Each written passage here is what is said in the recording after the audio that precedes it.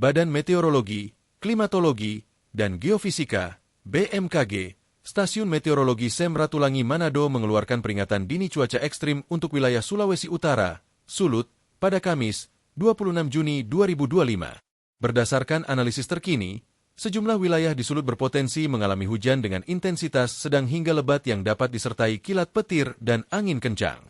Menurut BMKG, kondisi cuaca ekstrim ini dipicu oleh kombinasi fenomena atmosfer, termasuk aktivitas konvergensi angin dan labilitas atmosfer lokal yang mendukung pertumbuhan awan konvektif.